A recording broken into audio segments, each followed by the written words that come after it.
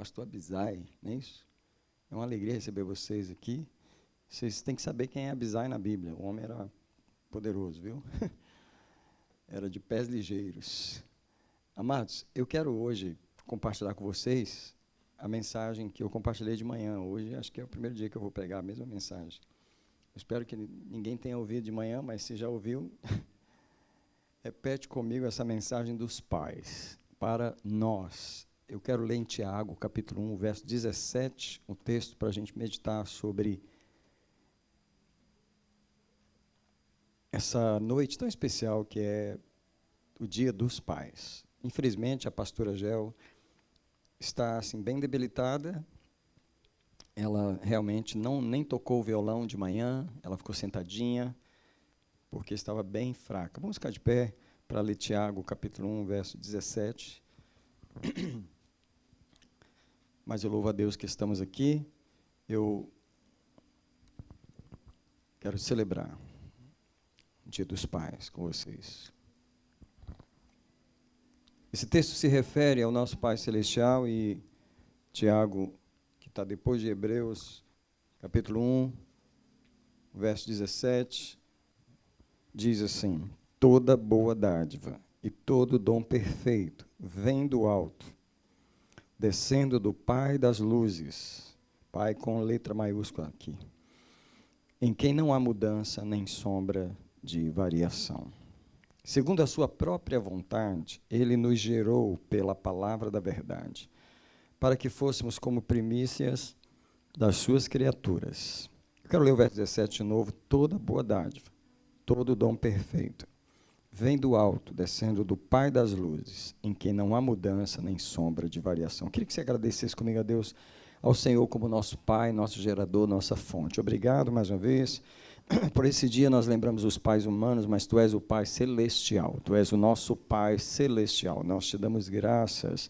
Eu celebro que Tu nos gerastes pela palavra, Tu nos fizeste Teus filhos, e nós estamos aqui hoje Te adorando por aquilo que Tu és em nossa vida, por ser o nosso provedor, por ser tudo o que nós temos, por nos dar tudo o que temos. Seja bem-vindo neste lugar. Eu declaro que a Tua palavra não voltará vazia essa noite. Eu declaro o domínio de Jesus nesse lugar e celebro o trabalho dos anjos nesse momento, em nome do Senhor Jesus. Você pode sentar diante do Senhor. 3 palavras eu queria mencionar sobre o que é ser pai. Eu estou tirando o exemplo de Deus como nosso Pai. E as palavras são Criador, Provedor e Senhor.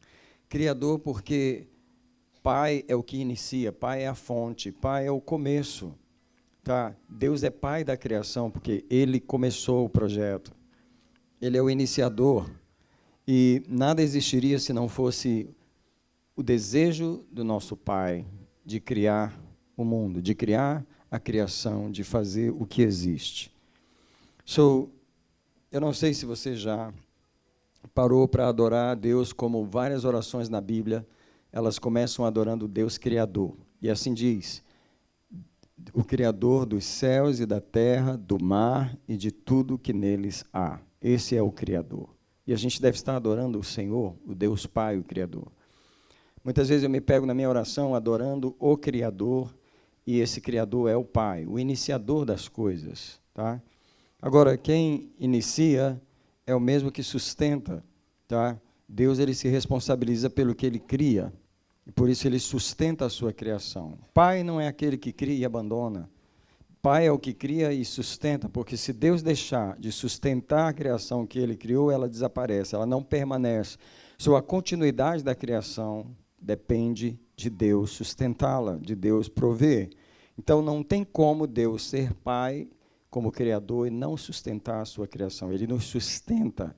Ele sustenta o universo, as galáxias, Ele sustenta todas as coisas, e por isso os dias continuam nascendo normais. Todos os dias o sol nasce normalmente, a terra gira normalmente, porque o Pai está criando, sustentando a sua criação. Agora, uma das palavras muito importantes sobre Pai, que também se encaixa em nós, é a palavra Senhor. Tem que haver um chefe, tem que haver um líder, tem que haver alguém que determina como as coisas devem ser, e esse é o Pai. Deus é um Senhor sem vergonha, sem cerimônia, sem nenhuma timidez. Ele é Senhor. Ele declara isso o tempo todo, e ele criou filhos, e você sabe, ninguém lida com tantos problemas como o Pai do que Deus. Ele lida com todo tipo de filhos, os filhos que são sua criação, mas os filhos que são filhos por adoção, por Jesus, né? Ele criou todas as coisas, ele é o Pai de todos, de todos. Mas ele é Senhor, a sua vontade nunca será dobrada. E aqui está um exemplo para nós pais, porque uma das coisas tristes que a gente vê na geração de hoje, que a geração de hoje ela é o oposto da geração passada, né?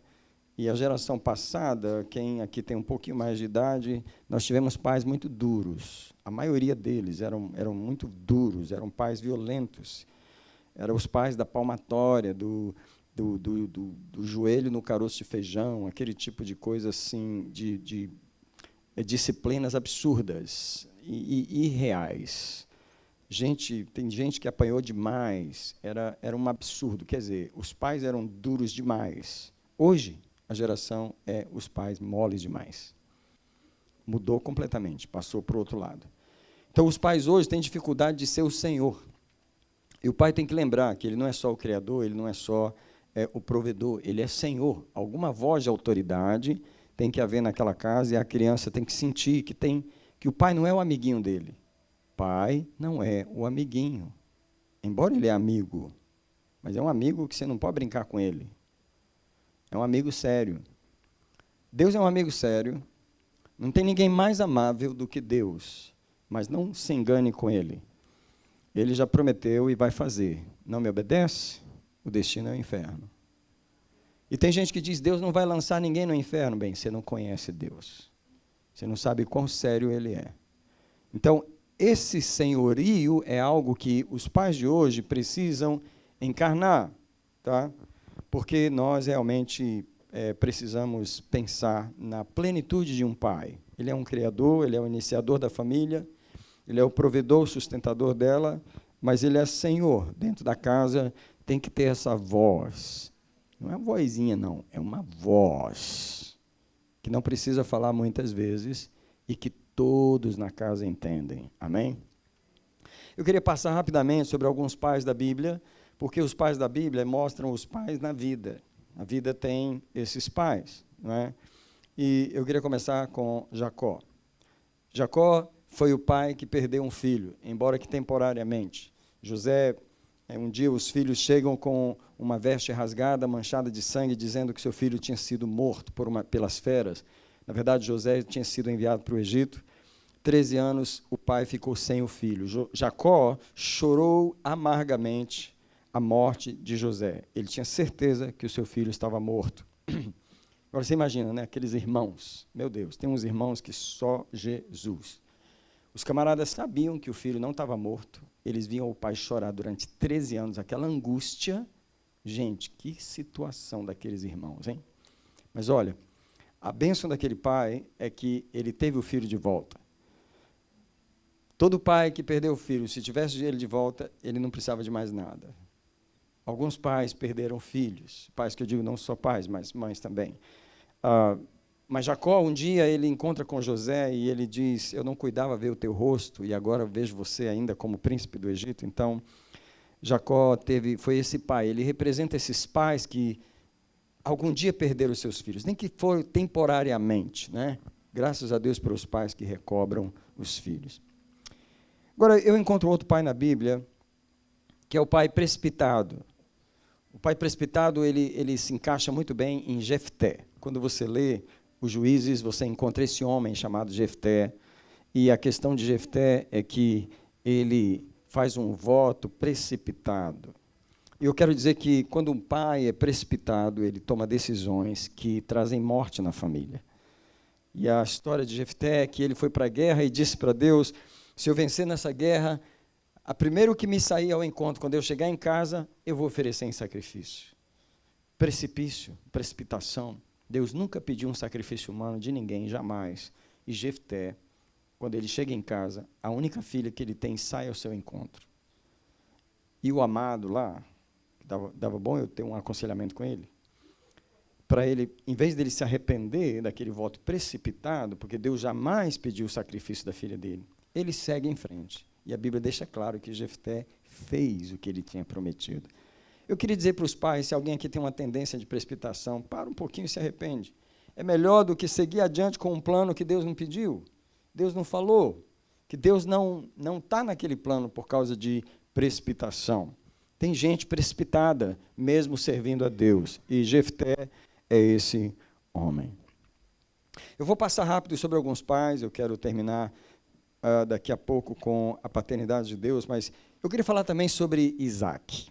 E eu estou falando rápido, mas Isaac é o pai hoje que foi manipulado pelo filho. Eu queria, se você quiser ler comigo, Gênesis 25, o versículo 27. Qual é a história de Isaac? Isaac tem 2 filhos, Esaú e Jacó. E a Bíblia deixa clara que havia uma divisão nessa família, porque em Gênesis 25, verso 27, diz as seguintes palavras: cresceram os meninos, e Esaú se tornou perito caçador, homem do campo. Tá? Mas Jacó era homem sossegado, que habitava em tendas. Então a divisão dessa família começou no fato de que a mamãe gostava do filhinho que cozinhava com ela. Todo dia, Jacó está em casa, na cozinha com a mãe. Jacó é caseiro, Jacó é homem de casa. Mas Esaú não, é o homem masculino, é aquele que é o grande caçador. Então o pai tinha orgulho de Esaú e a mãe de Jacó. E o verso 28 diz assim: Isaac amava Esaú, porque comia da sua caça, mas Rebeca amava a Jacó. O primeiro erro da família começa aqui. Quando fala que o pai amava um e que a mãe amava o outro, é porque já havia uma divisão aqui.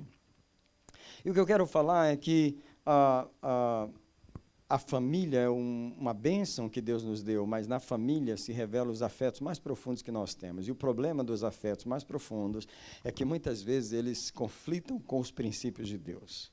Tá? Por ter tanto afeto, e me perdoe os pais hoje aqui, mas uma das coisas que eu vou falar hoje é que os nossos filhos, eles não podem estar no lugar de Deus em nossa vida.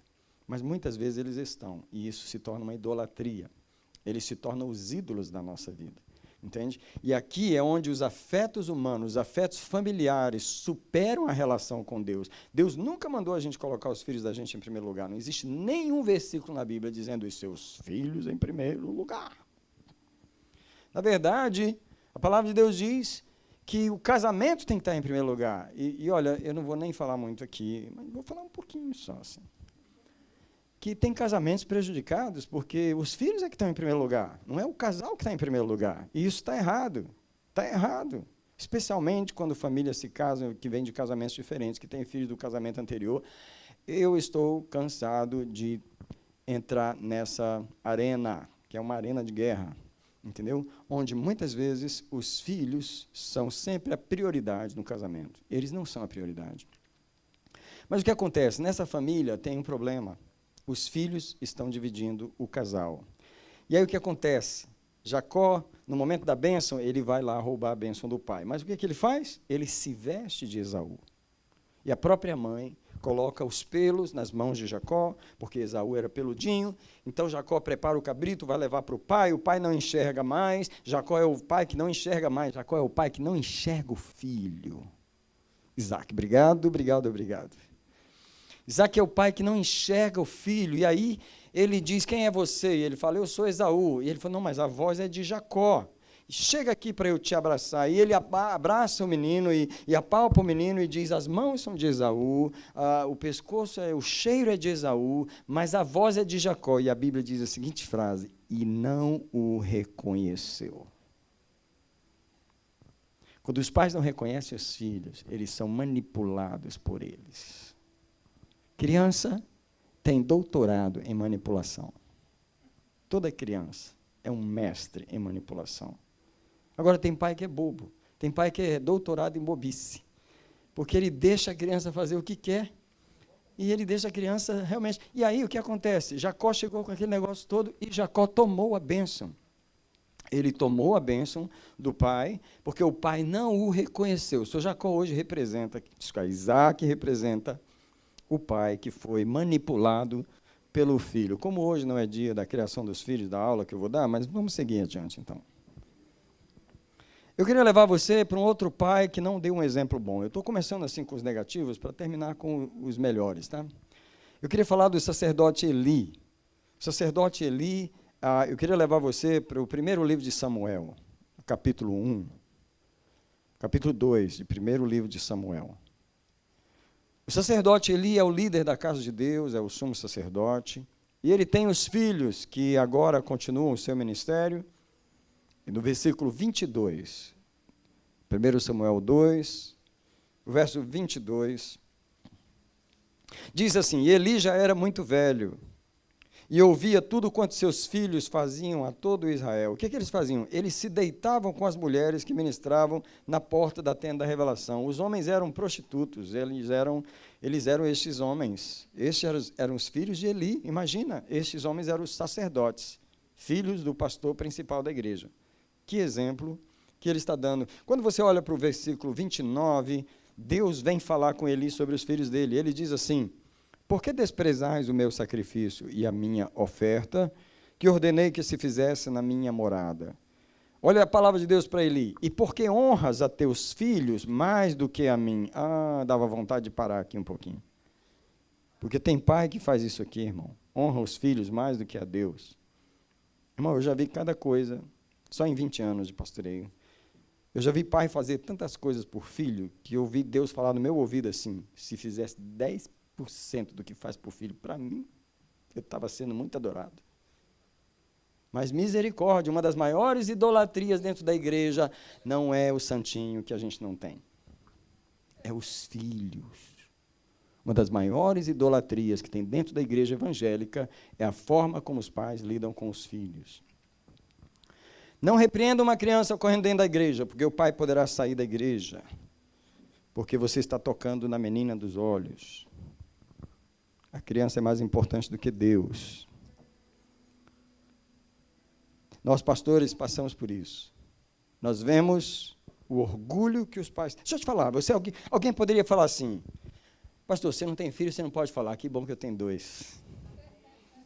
Tem 2. Eu sei o que eu estou falando. Eles são preciosos para a gente. Mas uma coisa eu garanto para você: Deus é mais precioso na minha vida. Ele é mais precioso que a minha preciosa esposa e mais precioso que meus preciosos filhos. Deus sabe que Ele é, eu não preciso provar aqui, mas Ele sabe que Ele é. Quando você coloca Deus em primeiro lugar, os filhos vão para o lugar certo. Não só os filhos, os amores da sua vida, os afetos da sua vida vão para o lugar certo. Entendeu? Porque se você não tem uma relação profunda com Deus, alguma coisa humana vai tomar esse lugar. E aqui Deus repreende Eli e fala: você honra os filhos mais do que a mim, de modo que vos engordais do principal das ofertas do meu altar. Verso 30, portanto assim diz o Deus de Israel: na verdade eu tinha dito que a tua casa e a casa de teu pai andariam diante de mim perpetuamente. Se alguém pensa que Deus não muda o que ele falou, está enganado. Nunca leu esse versículo. Deus pode falar uma coisa e depois, vou voltar atrás. E aqui Deus diz assim: eu tinha falado que vocês iam julgar perpetuamente a minha casa. Mas agora, diz o Senhor, longe de mim tal coisa. Porque eu honrarei aos que me honram, mas aos que me desprezam serão desprezados. Os pais que honram os filhos mais do que a Deus vão ser desonrados por esses filhos. Porque Deus nos deu os filhos para nós os colocarmos nesse lugar deles. E Eli teve essa moleza, essa fraqueza de não ser um pai que corrigia os filhos. Agora eu vou te falar o efeito cascata da vida de Eli, na vida de um grande homem de Deus que estava na vida de Eli, que é o profeta Samuel. Você sabe, Eli teve os filhos dele, mas Eli criou Samuel. Agora eu queria levar você para o capítulo 8 de Samuel. Você está no capítulo 1? Pode ir algumas páginas para frente. Você vai encontrar um outro pai aqui. Esse pai aqui é Samuel, o grande profeta de Israel, que veio de Ana, a mãe estéril. E aqui diz assim, 1 Samuel 8, verso 1, ora, havendo Samuel envelhecido, e eu queria parar rapidinho aqui, porque Eu acabei de ler sobre Eli, fala que ele tinha envelhecido, agora Samuel também. Parece que quando a gente fica velho, as coisas começam a aparecer. Eu vou falar, cuide de você agora enquanto é jovem, coloque as coisas no eixo, coloque no lugar, estabeleça os hábitos corretos, porque quando você ficar velho, é isso que vai se manifestar. A velhice, ela só amplifica aquilo que a gente foi a vida inteira. Presta atenção, eu vou repetir isso aqui, hoje não é aula de velhice. Hoje não é aula de geriatria, de idade avançada, mas alguns de nós estão mais perto do que a gente pensa. A velhice é aquele momento em que você, é isso aqui, acabou, não tem mais nada, é isso aqui, vai ter que... Então, é isso aqui o quê? É aquilo que eu permiti na minha vida, a vida inteira. A velhice amplifica.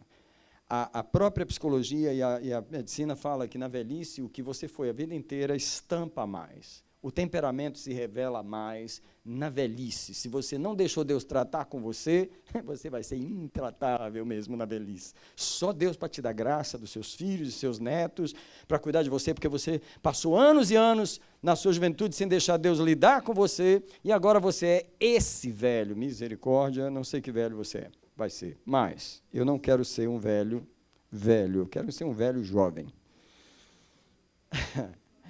Eu quero ser um velho alegre, trabalhador, feliz, sorrindo, e quero que Deus continue trabalhando na minha vida. Mas aqui, havendo Samuel envelhecido, constituiu seus filhos por juízes sobre Israel. E o seu filho primogênito chamava-se Joel, e o segundo Abias, e eles julgavam em Berseba. Aí você poderia pensar, né, que o próximo versículo ia dar um bom testemunho dos filhos de Samuel, e infelizmente não. Diz assim, seus filhos, porém, não andaram nos caminhos dele, mas desviaram-se após o lucro, recebendo propinas, perverteram a justiça. E no versículo 5 diz assim, disseram os anciãos de Israel a Samuel, você está velho e seus filhos não andam mais nos seus caminhos. Constitui-nos agora um rei para nos julgar como tem as outras nações. Sabe o que Samuel representa? Samuel representa o pai que não teve um exemplo de pai. Samuel cresce na casa de Eli. Que tipo de pai ele é com seus filhos? O pai frouxo, o pai que honra os filhos mais do que a Deus. O pai que, ele até repreendia os filhos, falava, meus filhos, por favor, não faz isso. Falava tão mole, porque, irmão, tem hora que dá impaciência de ver certos pais falando com os filhos. Parece que o pai está implorando aquela criança, implora misericórdia, dá vontade de bater no pai, porque misericórdia, você não está ali para implorar, você está ali para dar uma ordem, você está ali para ser pai, para ser mãe, mas dá um nervoso na gente de ver certos pais, certa mãe, implorando para a criança como se ele fosse o principado do céu e, sei lá, o maior rei do mundo, e você está ali para prestar homenagem. Isso não é ser pai. Ser pai é ser senhor, é ser líder. Ser mãe é ser governo, é governar, é dar ordens. Ah, mas ele não entende. Não entende? Dá ordem para você ver, se ele não vai entender. Um bebê entende. O cachorro entende que você dá ordem para ele. Uma criança não entende.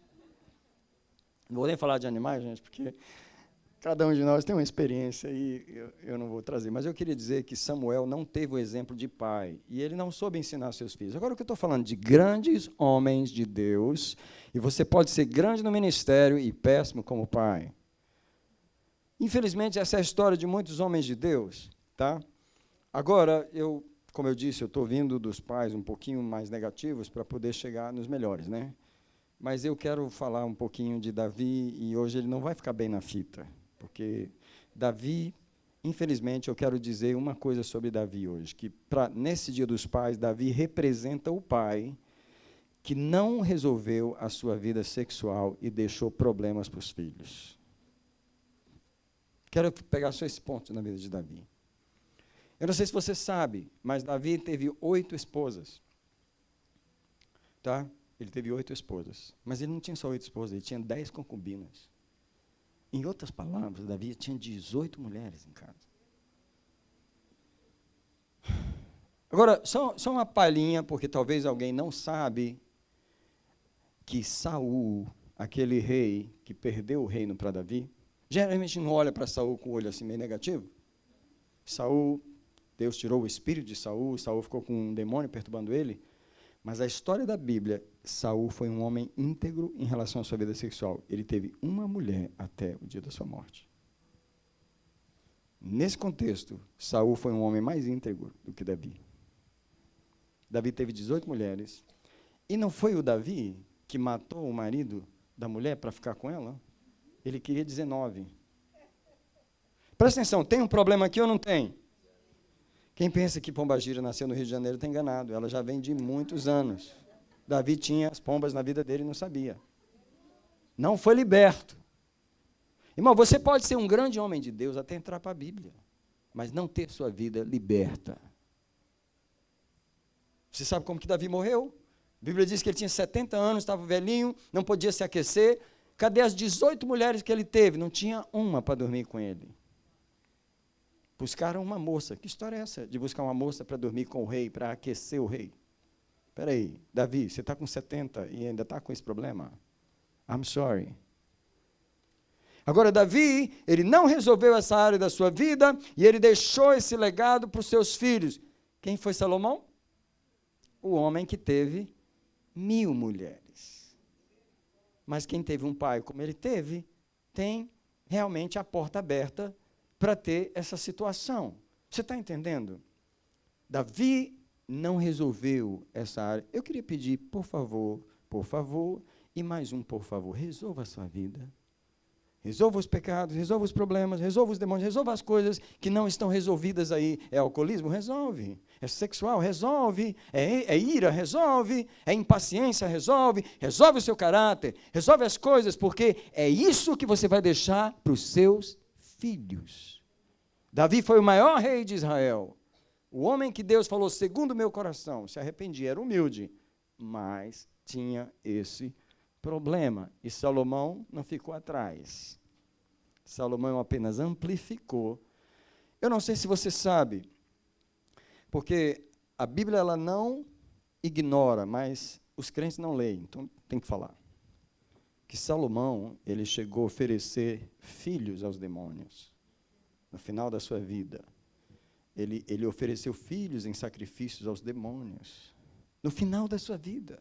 Espera aí, o maior rei de Israel, o homem mais rico, o homem que teve um pai como Davi, o homem que edificou o templo de Salomão, o homem que Deus tinha uma aliança de paz com ele.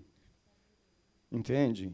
Falta de libertação. Passa lá na igreja do pastor Daniel, a gente faz uma escola de libertação com você, te mostra algumas coisas lá que você precisa resolver.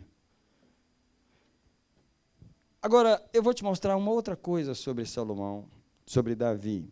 Eu quero que você puder abrir em primeiro livro dos reis. Se você está em Samuel, é só chegar adiante. Você vai ter 2 Samuel e aí você tem 1 Reis.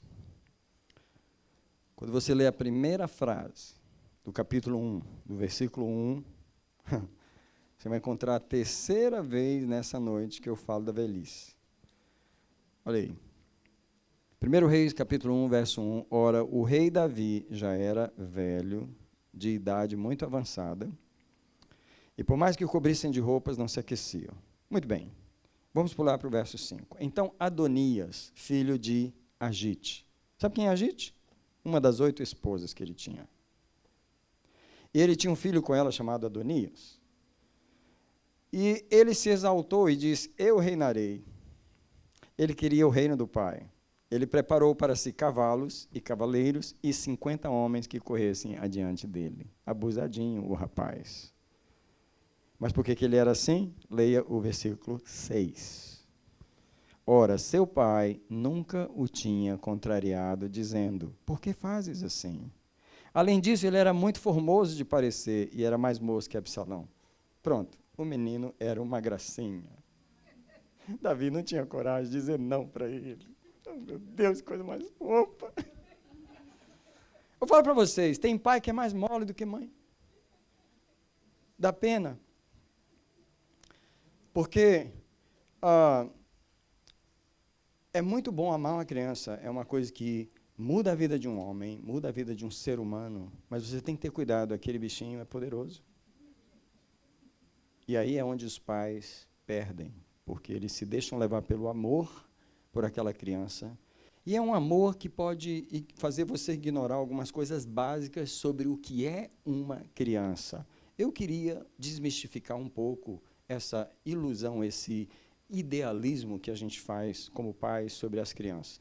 Uma das razões que os pais não sabem corrigir os filhos é porque eles não entendem bem o que é ser uma criança. Vou te dar um exemplo. Eu tenho um amigo meu, um pastor mas ele, primeiro pai, né, primeiro filhinho, e aí ele me ligou desesperado, ele mora no outro estado.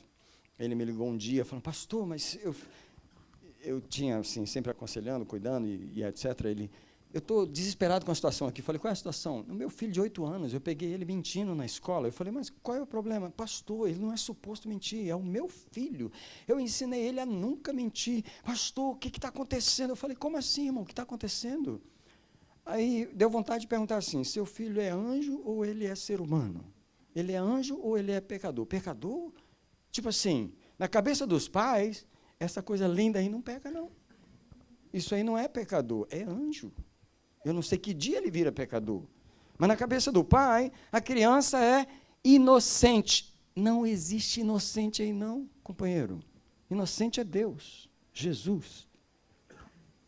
Psicologia diz que tem bebês que no ventre da mãe ele já começa a quicar e mostrar a natureza. No ventre da mãe. As mães que sabem muito bem, quando você cuida de 3 ou 4 bebês diferentes, você sabe que um ou outro, você sabe que a criança sabe birrar, manipular, ela sabe fazer, ela já sabe, ninguém ensinou, ela já vem pronta. Aquilo está no DNA, está no programa dela. Nós estamos lidando com pecadores em miniatura. Mas os pais, não, isso aqui é um anjo de Deus, que coisa mais linda, meu Deus do céu, coisa mais fofa. Essa coisa fofa é um pecador. E aí, como você não entende a natureza dele, você não corrige.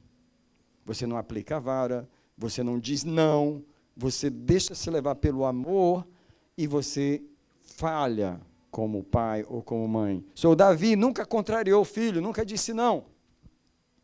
Mas agora, eu queria sair desses pais e entrar por uns pais que são um exemplo melhor para nós. Eu vou falar de um pai não muito conhecido na Bíblia. Talvez alguém vá conhecer ele hoje pela primeira vez. O nome dele é Jonadab.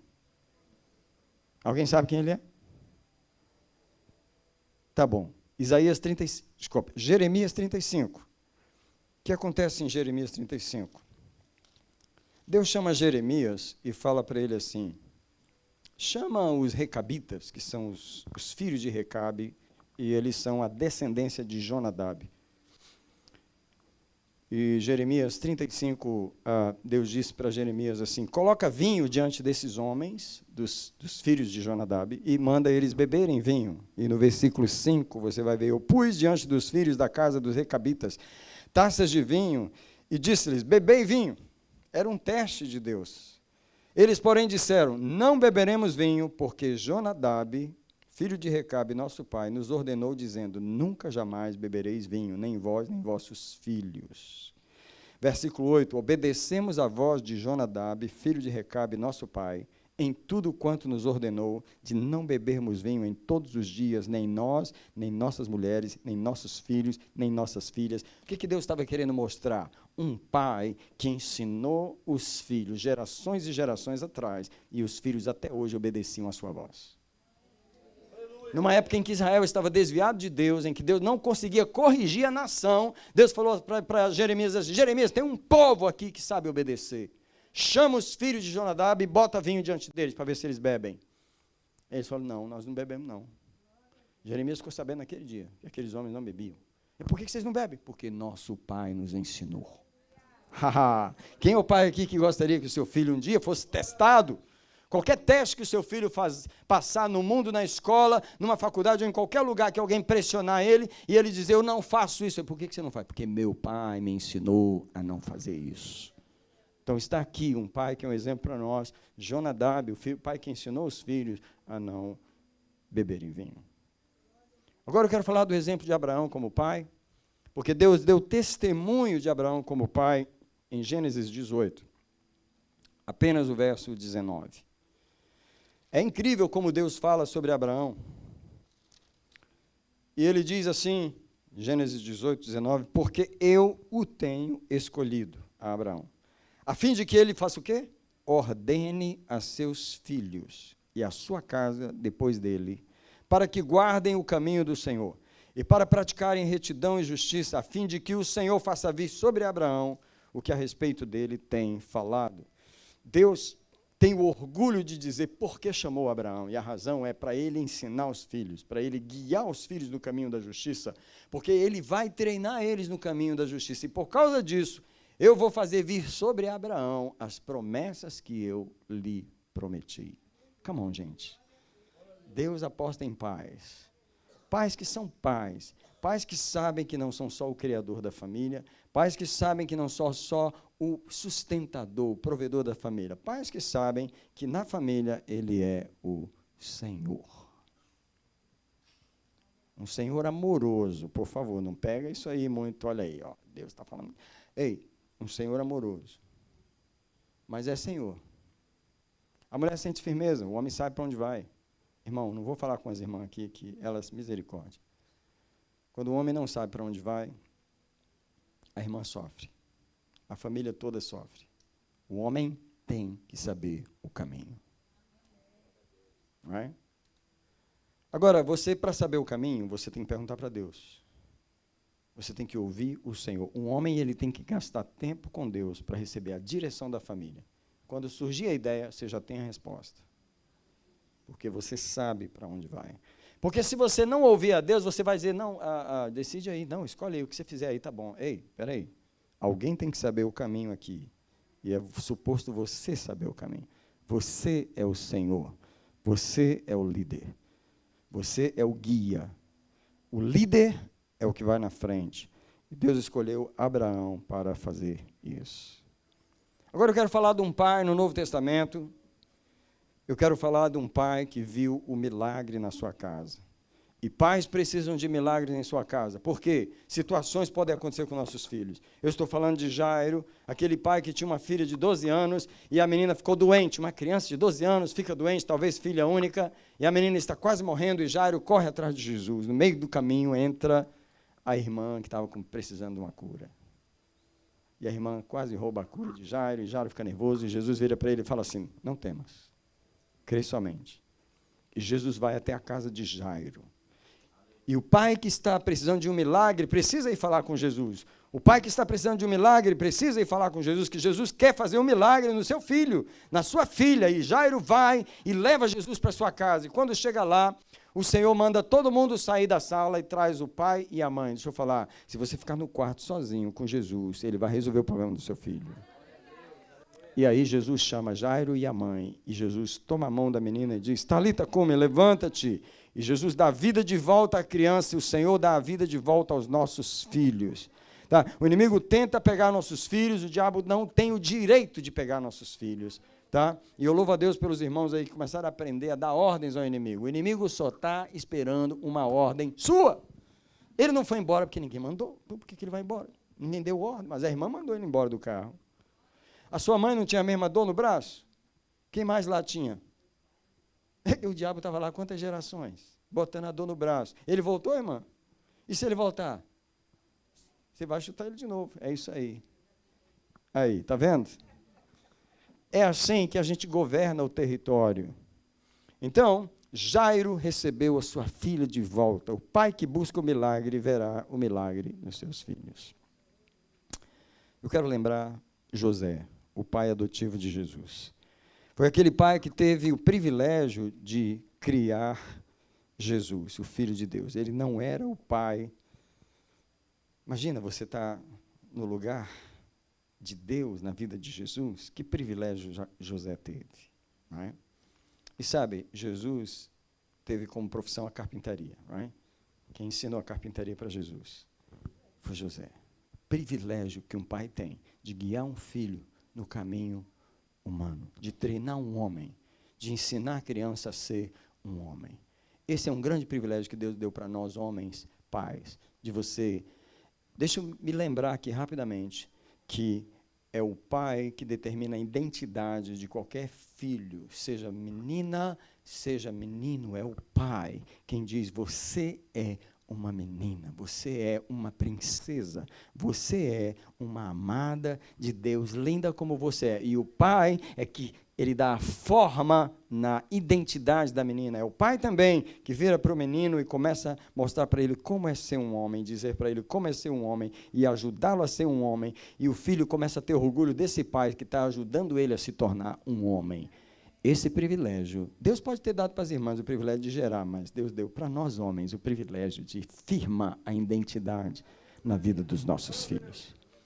Eu queria que você, como pai, tivesse essa alegria, esse prazer de ter um tempo com a sua filha, de ter aquela noite com a sua filha. Você tem essa noite? Aquela noite de sair com a sua menina e ter um jantar de pai, e ter aquele momento seu com ela, e firmar na vida dela a presença de um homem, e ensinar a sua filha como se preparar para ser uma mulher. Mesma coisa com seu filho, a camaradagem de um homem com o outro, a relação que você tem com o seu filho, e você mostrar para ele o que é ser um homem. Esse é o privilégio, transmitir para o seu filho a masculinidade. Deus nos deu isso. Você sabe que Deus um dia vai nos dar uma pedrinha branca no céu, não é? Não vai nos dar uma pedrinha branca com um novo nome? O que ele está dizendo? Eu te dei a tua identidade a vida inteira e continuo te dando na eternidade. Eu sou o Deus que te dá a tua identidade. Agora, nesse pouco tempo que a gente passa na terra, Deus nos deu os filhos para que nós firmemos neles a sua identidade. Aleluia. Eu quero terminar com o último pai, que é o melhor de todos. Esse é o pai ideal. Esse é o pai ideal da Bíblia. E ele é tão ideal que ele não tem nome. O nome dele é o pai do filho pródigo. Ele tem 2 filhos. E aqui representa Deus, que tem todo tipo de filhos. Filhos que estão dentro de casa sendo criados pelo mesmo pai, porém um escolhe a grama verde que está do outro lado. Ele vê ela mais verdinha, ele quer ir para lá experimentar. E esse pai não prende o filho, ele libera. Deus é esse pai. Deus é esse pai que não prende ninguém. Ele dá a liberdade do filho ser quem ele quer ser. E, por outro lado, ele fica esperando esse filho voltar, porque ele sabe que o caminho que ele vai encontrar não é bom. É um pai sábio.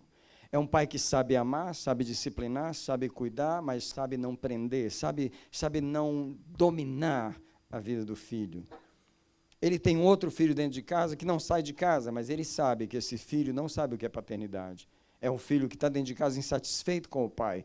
Eu te falo para vocês, Deus tem todo tipo de filhos e ele lida com todos eles, e tem uma lição aqui nessa história para os pais, é que nem tudo a gente pode se culpar pelas decisões dos nossos filhos. Nós fizemos o melhor por eles, como Deus fez o melhor pelos filhos deles. E isso não impediu os filhos de tomarem decisões erradas e fazerem coisas erradas. Você não pode se responsabilizar por cada decisão que o seu filho tomar. Ele é um ser independente, ele tem uma vontade própria. Por mais que você ensine o bem para ele, ele pode escolher não ouvir a sua voz, como muitos têm escolhido não ouvir a voz de Deus, e Deus não tem culpa.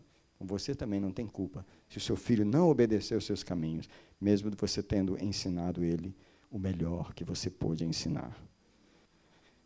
Então esse pai, ele fica esperando o filho voltar. O filho volta. E uma das coisas que sempre me destaca nessa história é que quando o filho volta, ele faz aquele discursinho, né? Que ele pensa que o pai vai aceitar. O discurso é o seguinte: eu vou voltar para meu pai, mas a primeira coisa que eu vou dizer para ele é: eu não sou digno de ser chamado seu filho. Eu queria te perguntar, qual o pai que aceita esse discurso?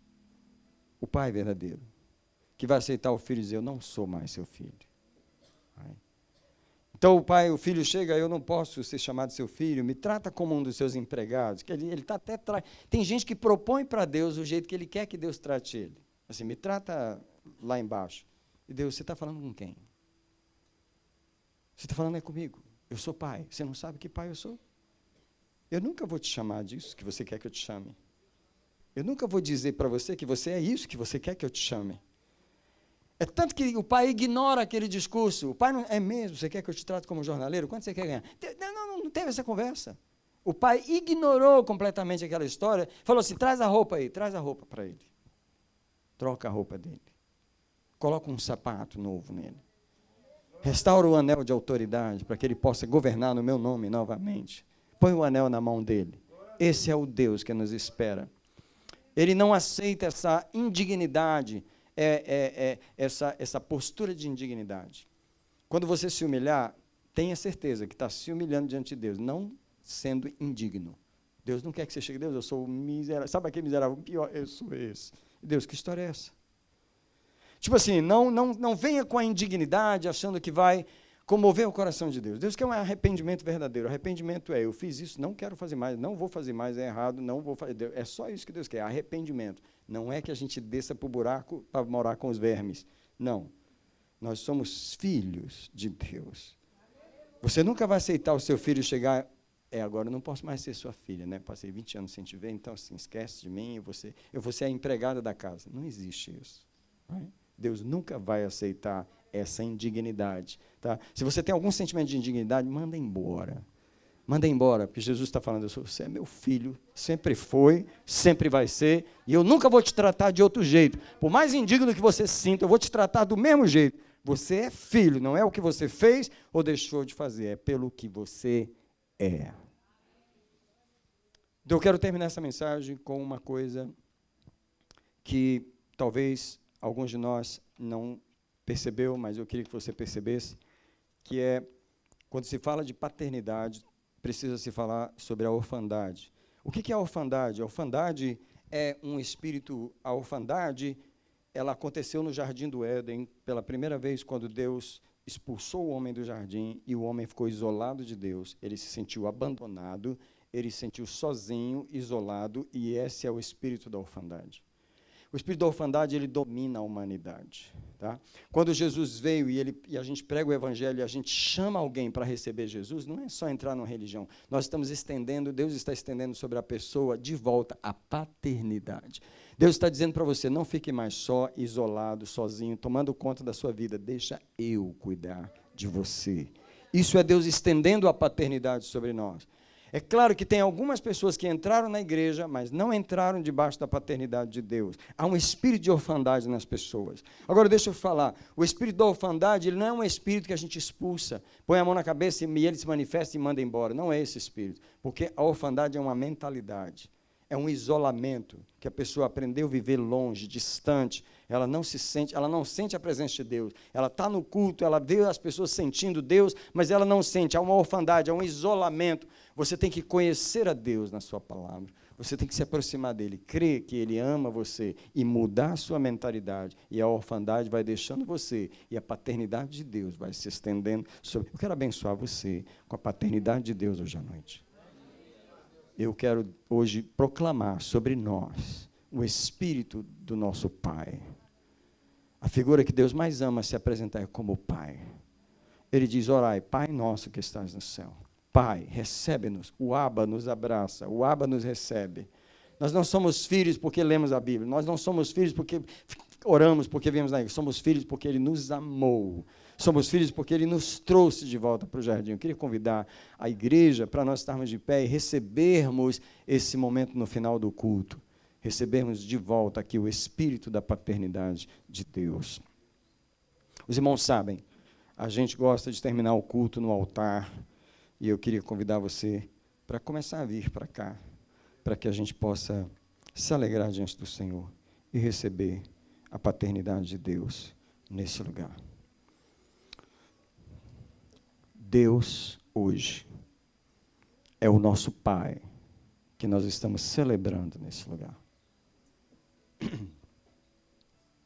Hoje eu não quero mencionar os pais que nos falharam conosco.